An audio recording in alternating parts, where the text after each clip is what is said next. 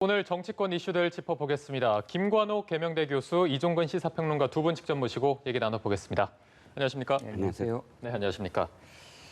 최근 부동산 관련 입법 처리 등을 놓고 여야의 신경전이 계속되고 있습니다. 여당은 속도를 내고 있고 야당은 독주라고 비판하면서도 마땅한 방법을 찾지 못하고 있는데요. 일단 여야 원내대표의 목소리를 들어보고 대담을 시작하겠습니다. 어제 민주당은 세입자 보호제도의 대혁신을 이뤄냈습니다. 민주당과 정부는 통과된 법과 제도가 제대로 정착되도록 세심하게 챙기고 빈틈이 발생하지 않도록 꼼꼼하게 살피겠습니다. 민주당과 정부의 투기 근절과 부동산 시장 안정화에 대한 정책 의지는 확고하며 언제든 더 강력한 추가 대책을 준비하고 있다는 점을 분명히 말씀드립니다. 다음 주 본회의에서 부동산 세법 등 남은 법안들도 통과시켜서 주택시장 안정을 위한 입법을 완성하겠습니다. 우리나라 부동산 시장에 어제 통과시킨 법들이 더 큰 혼란을 일으킬 텐데 그것은 뭐 한 2년 지나서 일이고 지금 우리는 당장 뭐라도 우리 때만 넘기자 이런 어떤 아주 무책임한 의회주의의 파괴이고 국정에 대해서 이거 완전히 거의 저는 이게 난동 수준의 입법이라고 보고 있습니다. 정급하다면 8월 4일 이후에 임시국회를 더 열어서 논의해도 되는 것인데 이런 중요한 국정을 애들 마치 장난하듯이 장난감 놀이하듯이 이렇게 한 것이 문제고요. 네, 큰 변수가 없다면 다음 달 4일, 바로 다음 주입니다. 임대차 3법 가운데 나머지 법안도 국회 문턱을 넘을 것으로 보이는데 민주당은 세입자 보호제도의 대혁신을 이뤄냈다 이렇게 말하고 또 관행을 타파했다 이렇게 말하고 있습니다. 어떻게 좀 보고 계십니까? 그렇죠. 지금 이제 부동산 시장이 워낙 불안정하기 때문에 뭐 전월세는 물론이고요. 시급한 그런 상황이었고 그것을 민주당이 이제 느끼고서 아주 빠르게 어떻게 보면 이제 뭐 본회의 통과하고 바로 그 다음 날 시행하는 이런 이례적인 장면이 벌어졌어요. 그러니까 야당이나 뭐 이렇게 시장에서 받는 충격은 분명히 있을 거라고 생각합니다. 그런데 이제 그런 내용에 대한 부분이 또 하나 있는가 하면 또 절차에 관한 그러니까 이 법안의 과정 속에서 얼마만큼 이제 절차적으로 문제가 없었는지에 대한 부분도 우리가 좀 짚고 넘어갈 필요가 있거든요. 그런데 이 부분에서 소위원회도 구성이 안 됐어요. 그런데 이제 민주당의 입장에서는 통합당이 이거를 사실 구성하는데 협조하지 않았기 때문에 그렇다라고 얘기를 하고 있어요. 근데 여건만으로 해도 소위원회 구성해서 사실은 수렴하는 그런 과정들을 거치는 것이 사실상 그 후에 어떤 문제점이 발생을 할 때에도 책임을 좀 덜어낼 수 있는 부분이 있거든요. 예. 또 한 가지는 뭐냐면 이제 통합당 같은 경우는 지금 어떻게 해도 전국의 어떤 입법 과정의 주도권은 180석 가까이 이제 쥐고 있는 민주당이 쥐고 있어요. 그 방향성을 흐트러뜨리거나 거꾸로 가져갈 수는 없습니다. 그러면 이 상황에서 지금과 같이 방관자적으로 난 못하겠다. 뭐 이렇게 빠져나오는 스스로가 스스로의 어떤 입법 과정을 배제시키는 이것이 국민들이 원하는 것인지 아니면 어떤 그 법안에 뭔가 어떤 형태로든 문제점이나 부작용이 있을 수 있거든요. 그것들을 파악해서 문제를 지적하고 이거를 개선시킬 때 국민들이 더 신뢰를 보낼지 그걸 좀 판단했으면 좋겠다는 생각이 들어요. 그래서 지금 양쪽 다 아쉬움이 굉장히 큰 장면에 놓여 있는 것이고 어떤 형태로든 지금 부동산 시장은 우리가 굉장히 시급한 상황이기 때문에 이것들에 대해서는 초당적인 협력이 필요한데 이것이 여야 간의 이런 갈등, 이런 이견이 계속 노출되는 것은 심히 바람직하지 않다 이렇게 생각합니다. 그래서 그 절차적인 부분을 지적을 해주셨는데 그래서 오늘 일부 언론에서 통합당이 뭐 필리버스터나 안건조정위원회 같이 합법적으로 문제를 제기할 수 있는 뭔가 절차가 있지 않습니까? 근데 이런 것조차 포기해서 야당에게 포기한 야당이다라는 식의 비판을 하기도 했거든요. 이런 식으로 하는 부분에 대해서는 좀 어떻게 평가를 하십니까? 네, 일단 절차적인 문제에 앞서서 이번 건, 이 전월세를 포함해서 임대차 3법이 과연 옛날 YS 김영삼 대통령 시절에 금융실명제만큼의 어떤 버금가는 그런 이 경제 조치였느냐라고 지금 되묻고 싶어요. 무슨 말씀이냐면 금융실명제는 뭐 야당의 협조, 국민의 어떤 컨센서스 이런 걸 할 수 있는 어떤 상황이 아닙니다. 그냥 군사 작전하듯이 완전히 바꿨어야만 해요. 거기에 대한 어떤 반응, 대응 이런 게 불필요하습니다. 지금 어떻게 됐죠? 금융실명제라든지 이런 것들이 굉장히 우리나라의 여러 가지 어떤 그 상황을 높여주고 인식 수준을 높여주는 어떤 계기가 됐잖아요. 그런 그런데 저는 이번 그 임대차 3법은 사실 통합당이 뭐 그 완전히 옥죄를 하고 반대할 법안은 아니거든요. 이 법안은 진영의 논리로 뭐 이렇게 반대를 하는 것이 아니라 충분히 아까 그 교수님도 말씀하셨지만 보완책은 없는지 뭔가 허점은 없는지 혼란 상황을 어떻게 줄일 수 있는지 이런 토론을 해야 하는 그런 그 법안이란 말이죠. 예. 그렇다면 이걸 주도하는 여당이 취해야 할 태도는 뭐냐면 충분히 어떤 절차적 민주주의를 보여줬어야 됐다는 거죠. 그런데 소위라든지 또는 축조심사라든지 뭐 안건 조정이라든지 이런 모든 상임위 단계에서부터 사실은 그것을 할 생각이 전혀 없었던 어떤 상황이기 때문에 중간중간에 소위라든지 또는 축조심사라든지 이런 것도 문제 제기를 할 수 있는 상황조차도 되지 못했다는 거예요. 그래서 예. 법사위로 막 가서 법사위에서야 이 법사위원장이 자 반대 토론하세요 하지만 사실 법사위 되기 전에부터 모든 상임위에서부터의 절차를 거의 지키지 않고 이틀 사흘 만에 뭐 법사위로 갔는데 법사위에서 반대 토론이 무슨 의미가 있겠습니까?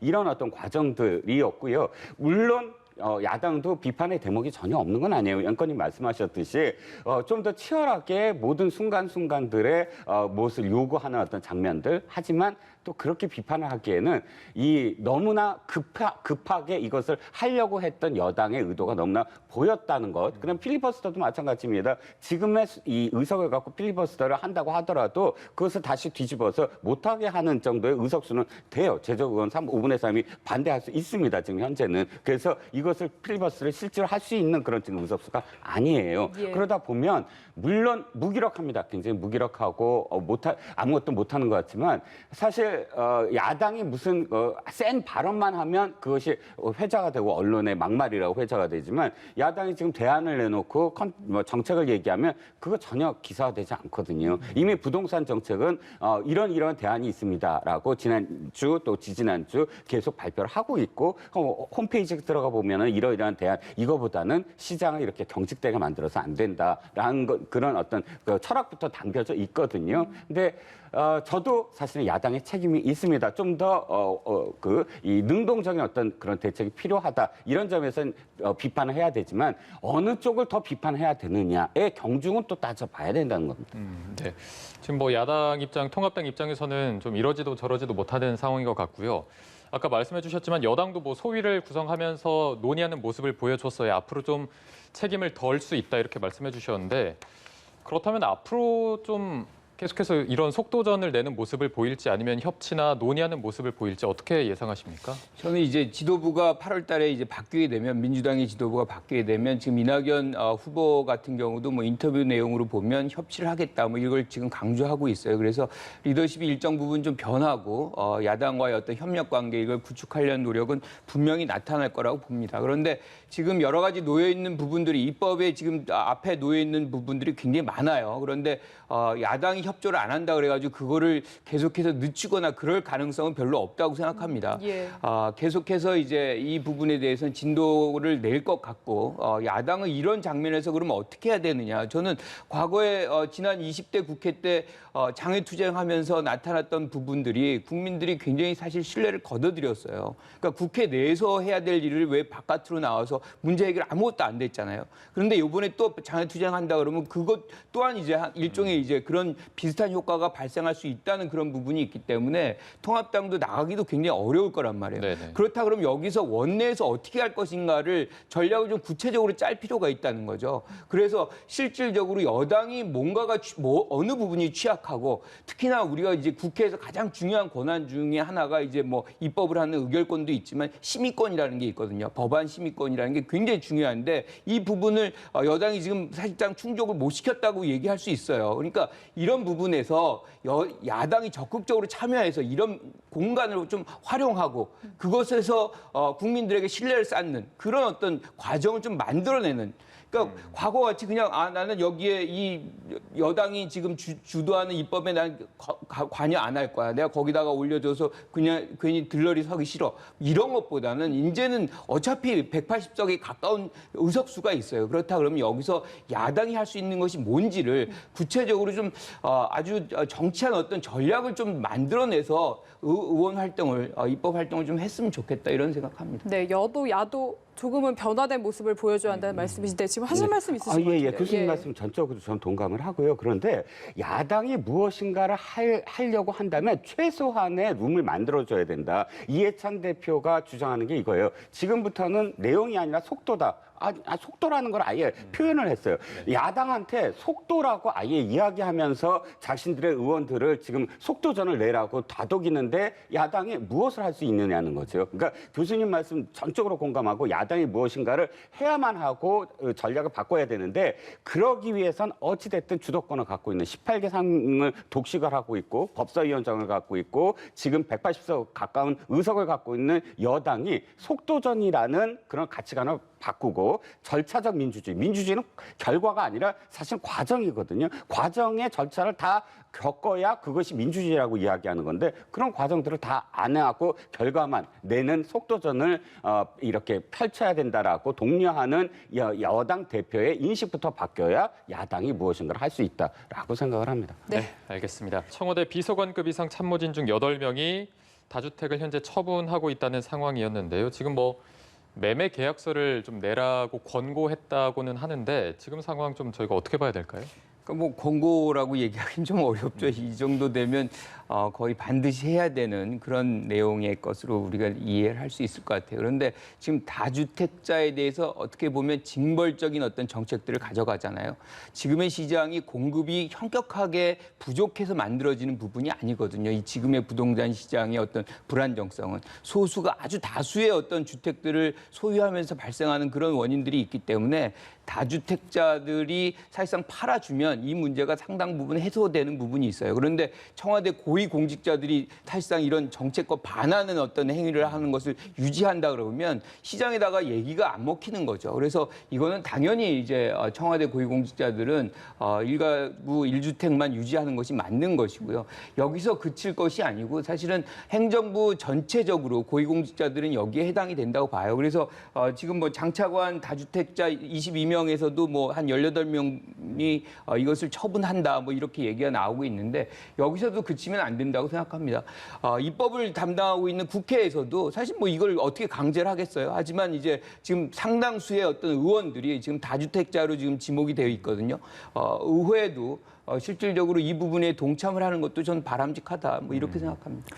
사실 이 비서관급 이상 참모진, 청와대 참모진 중에 3명 정도는 아직 의사를 정확히 밝히지 않았다고 했는데 오늘 결과를 보니까 결국에는 처분 쪽으로 기운 것 같다라는 생각이 드는데 어떻게 보십니까? 일단 저는 지금 아마도 이것이 8월 15일까지 내고 만약 지금 발표한 대로 된다면 그다음부터는 굉장히 공격적으로 청와대가 바뀔 것 같다. 즉 그다음에는 이제 타깃이 어떻게 되죠?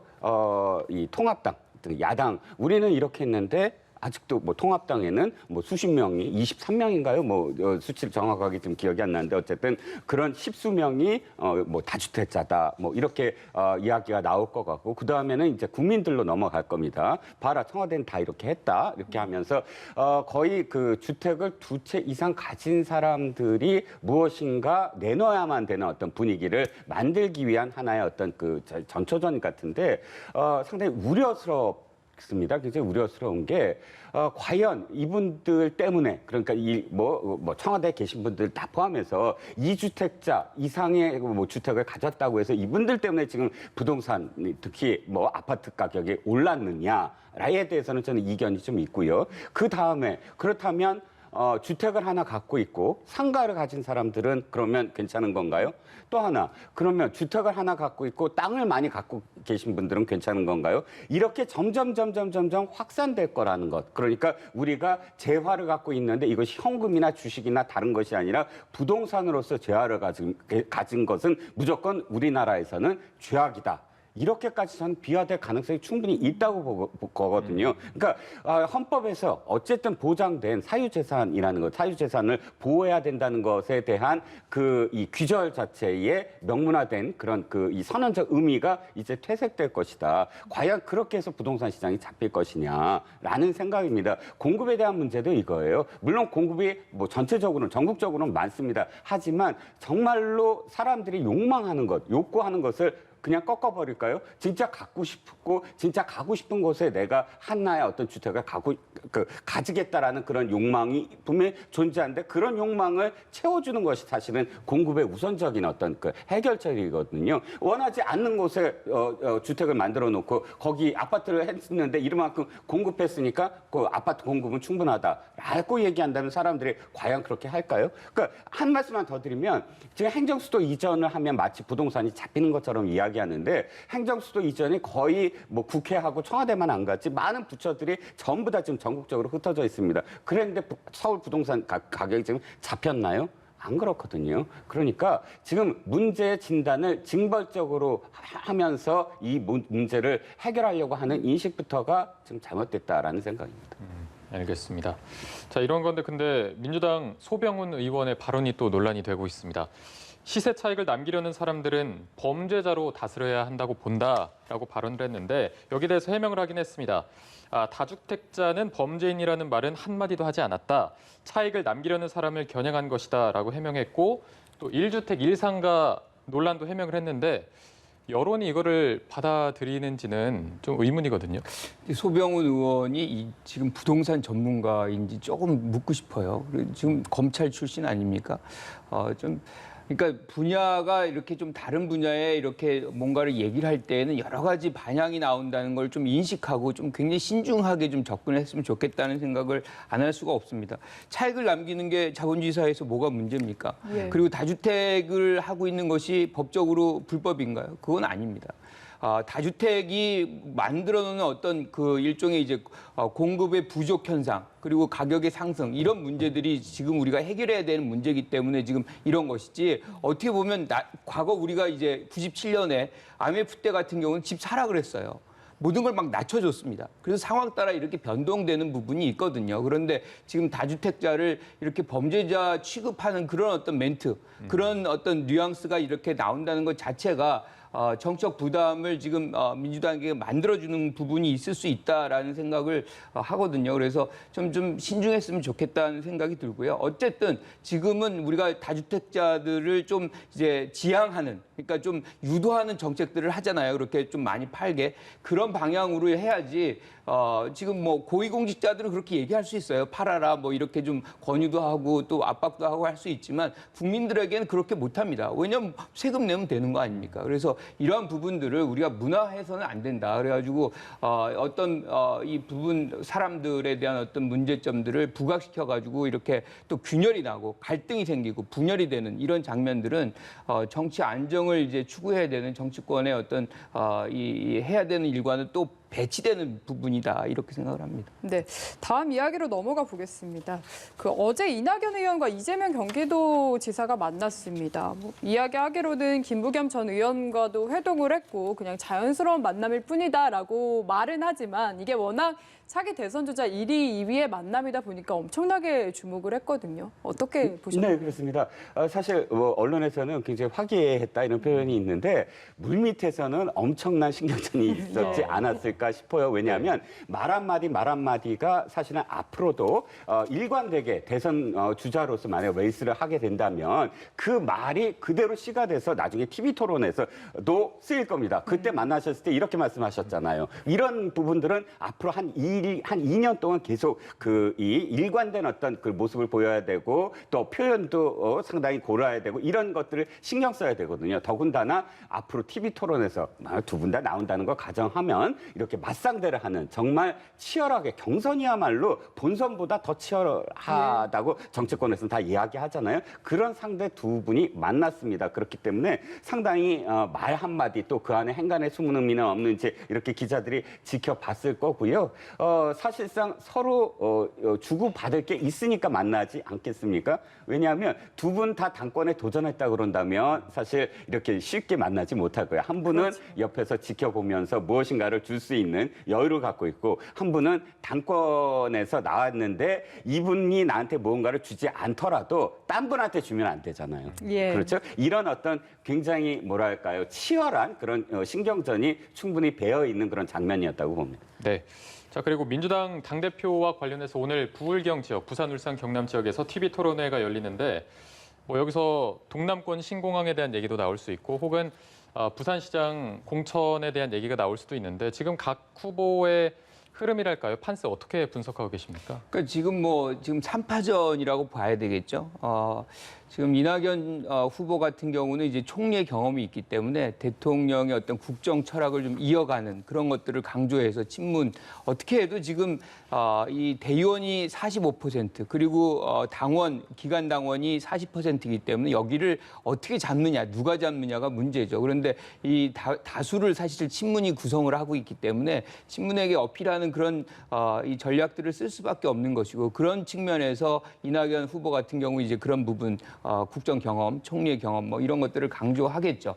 반면에 이제 지금 김부겸 의원 같은 경우는 일종의 이제 검찰 개혁이라든가 상당히 뭐 어떻게 보면 이 세 명 다 완전한 친문이다라고 얘기하기는 좀 어려워요. 박주민 이제 최고위원 같은 경우가 조금 더 가까이 있지만 그나마 가까이 있지만 그래서 친문들은 굉장히 이렇게 신중하게 지켜볼 겁니다. 어떤 방향으로 이제 정책들을 이제 끌어갈 건지 그런 부분에서 이제 김부겸 후보 같은 경우는 일종의 친문이 지금 추구하는 어떤 정책들 개혁이라든가 검찰 개혁이라든가 뭐 그런 부분에 대해서 강조점을 많이 둘 가능성이 있다 이렇게 보고요.